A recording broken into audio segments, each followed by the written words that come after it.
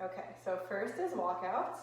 So you're gonna bend down, keeping a soft bend in your knee, put your hands flat on the floor, and then you're gonna slowly inch them out. You should feel the stretch in your hamstrings until you go all the way into a high plank position.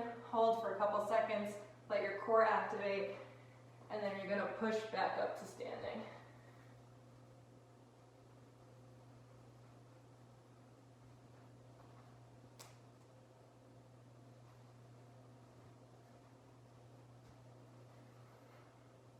And then the second part of the warm-up is a lunge with a reach. So you're going to go ahead and take a step back into a reverse lunge. Hands come overhead, look up to the sky, back down. Then you're going to repeat with the other leg. Same concept as a regular lunge. You don't want your knees to go over your toes. And this is more about stretching up those arms and that back.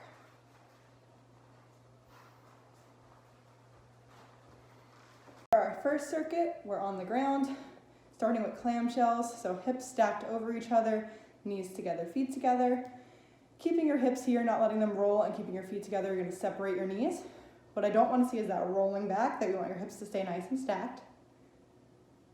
And for those of us that want more of a challenge, you can go ahead and separate your legs and just do the motion a little bit above. So your feet are not staying together, but the only thing that's moving really is still your knee, going up and then back down.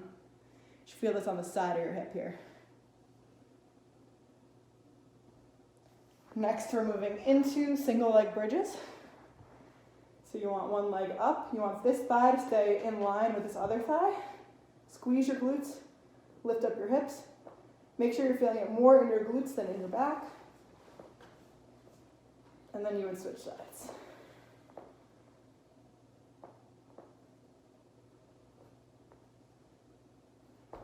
And then lastly, while you're still on the floor, we're going to go into a dead bug.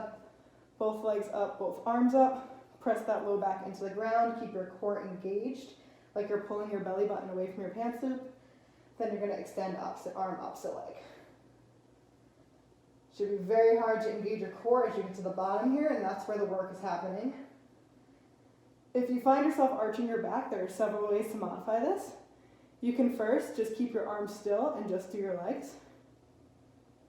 If that's still too hard, you can just go down into a tap instead of fully extending your legs.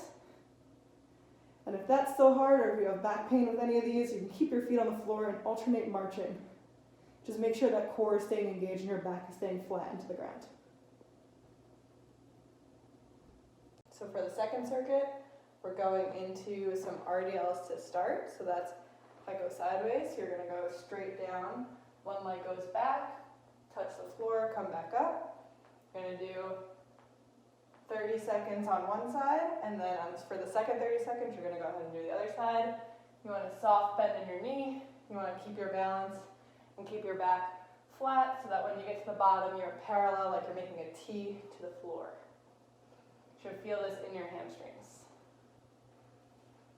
Next up is reverse lunges, so like in the warm-up, taking a step back, down. Knee can either lightly touch the ground or hover right above it.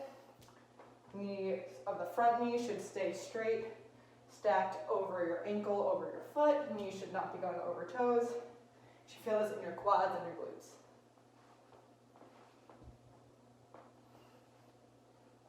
And last is a variation on a lunge. It's called a curtsy lunge.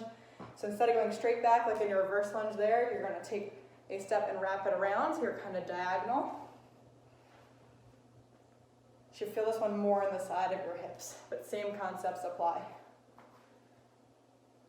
And then just to do it sideways, you're wrapping around like you're going into a curtsy. For our finisher, we're doing squats, squat jumps, and a squat holds, 20 seconds of each. So I'm just going to demo them all quick. Squats, same concept as lunges. You're just going down, sitting back like you're going to sit into a chair. That way your knees are not going over your toes. You want to try to get to parallel, but a little bit above that is okay. You should be feeling this in your quads and your glutes. Squat jumps are the same thing, except on your way up, you're leaving the ground. So you're down, up, landing softly, not letting your knees cave in. And then into a squat hold. You can do this against a wall and make it a wall sit, but you're basically just holding down close to parallel. Hips still back, knees not over toes. feeling the burn in those quads.